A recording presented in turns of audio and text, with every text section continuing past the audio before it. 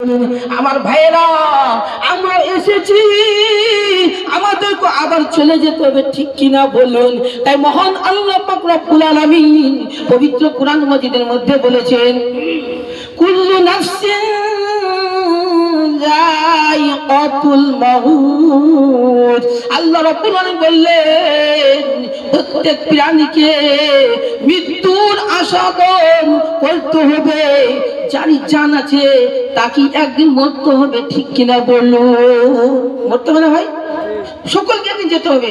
আমি আজকে এই যুগল কান্দিতে আছি, 100 বছর পর আমি এখানে থাকবো না, অন্য কেউ চলে আসবে, ঠিক কিনা ভাই বলুন? তাই আমার ভাইয়েরা, যত বড় বড় মানুষ এসেছিলেন, নবী এসেছিলেন, ওলি আমলি এসেছিলেন, সকলে দুনিয়া থেকে বিদায় নিয়ে চলে গেছেন। এবং কাফেরেরা এসেছিল, কারুন, নমরুদ, কত তারা সম্মানীয় ছিল তাদের কাছে, তারা দুনিয়া থেকে চলে গিয়েছে, ঠিক কিনা বলুন? আমাদেরকে দুনিয়া থেকে চলে যেতে হবে। আমার শোনাচ্ছেন বাপজি ভাইরা, মৌতের সময় এত কষ্ট হয়, শোনাচ্ছেন বাপজি ভাইরা। বিশ্বনবী মুহাম্মদুর রাসূলুল্লাহ সাল্লাল্লাহু আলাইহি ওয়াসাল্লাম যখন ওয়াফাতের সময় হয়, নবীজির কাছে একটা পানির পাত্র ছিল। নবী করিম সাল্লাল্লাহু আলাইহি ওয়াসাল্লাম ওই পানির পাত্রে দস্ত মুবারক দিয়ে পানি বের করে মাথায় তিনি পানি লাগাচ্ছিলেন আর বুঝছিলেন। বিশ্বনবী মুহাম্মদুর রাসূলুল্লাহ সাল্লাল্লাহু আলাইহি ওয়াসাল্লাম সেই সময় দোয়া করলেন, আল্লাহুম্মা হাব্বিন আলাইয়া সাকারাতিল মাউত। ও আল্লাহ, আমার মৌত মৃত্যুর যন্ত্রণা লাঘব করে দাও, কম করে দাও। ফাতিমাতু জোহরা রাদিয়াল্লাহু তাআলা আনহা তিনি বলছিলেন, আব্বা জান, আপনার মনে অনেক কষ্ট হইতেছে। বিশ্বনবীজি বললেন, ও ফাতিমা, আজকের দিনের পর থেকে তোমার আব্বার আর কোনোদিন কষ্ট পাবে না। চিন্তা করছেন, মৃত্যুর সময় নবীকেও কষ্ট পেতে হয়েছে, নবীরও কষ্ট হয়েছিলেন। আমার শোনাচ্ছেন বাপজি ভাইরা, হাদিসের মধ্যে পাওয়া যায়, যখন মালাকুল মউত, যখন ফেরেশতা যখন মুমিনের জান কবজ করতে যখন আসে, তখন তারা বলে, আসার পরে বলবে, ইয়া আইয়াতুহান নাফসুত তাইয়্যিবাতু উখরুজি। ও রূহ, তুই বেরিয়ে আসো, তুই বেরিয়ে আসো। তারা এত তৈয়ব পাক রূহ, তুই বেরিয়ে আসো। তারপর যখন বেরিয়ে আসবে, তারপরে সে মালাকুল মউত সে নিয়ে চলবে।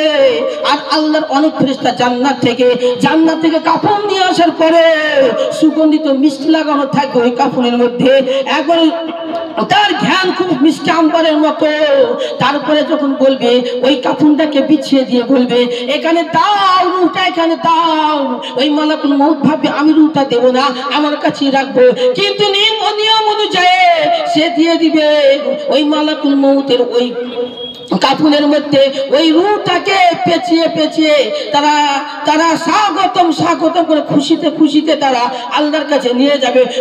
প্রথম আসমানে যখন পৌঁছে যাবে, আল্লাহর ফেরেশতারা বলবে, কাকে নিয়ে এসেছো, কার রূহ নিয়ে এসেছো?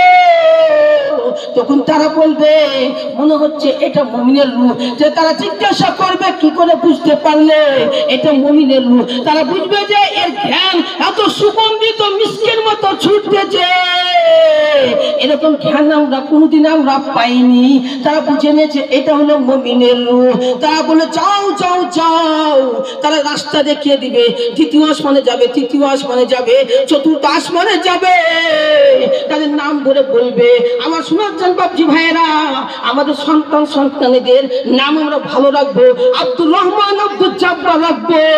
এবং আমরা তাদেরকে খারাপ নাম ধরে ডাকবো না, নামকে বিকৃত ভাবে আমরা ডাকবো না। আব্দুর রহমানে বলে ডাকবো না, আমরা আব্দুর রহমান বলে ডাকবো। তারা বলবে, আব্দুর রহমানের আমরা ওই দিগল কান্দি থেকে আমি নিয়ে আসছি।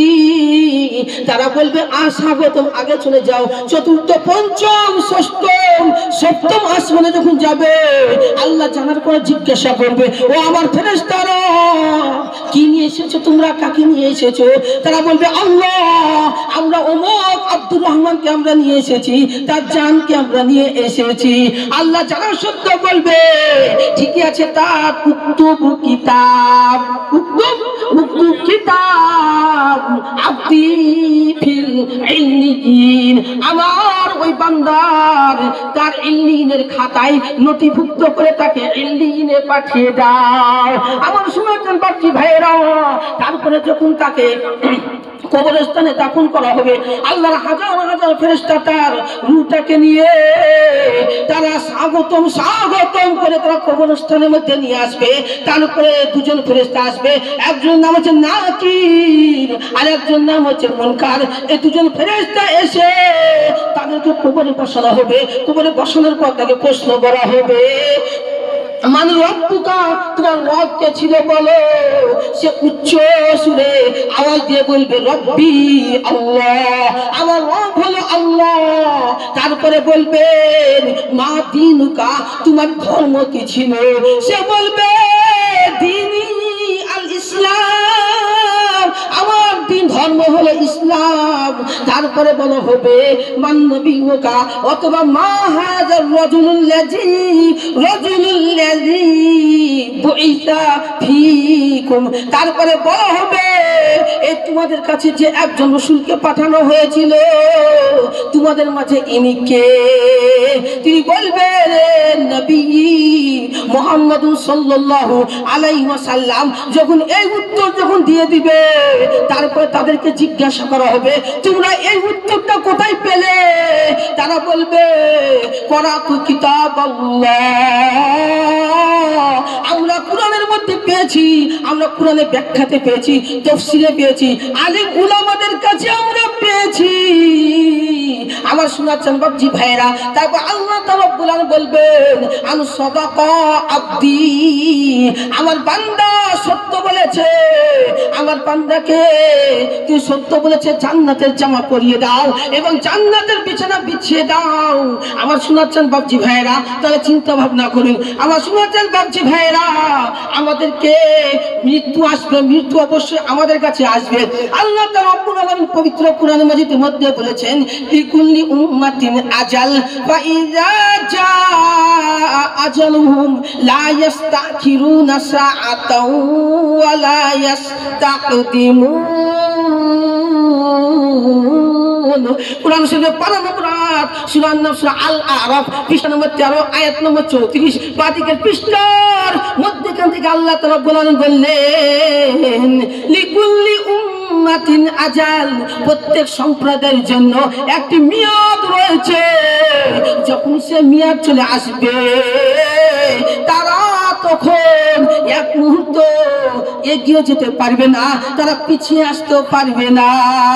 আমার শোনাচ্ছেন বাবজি ভাইরা, আমরা এক মুহূর্ত আমরা পিছিয়ে যেতে পারবো না বা এগিয়ে আসতে পারবো না।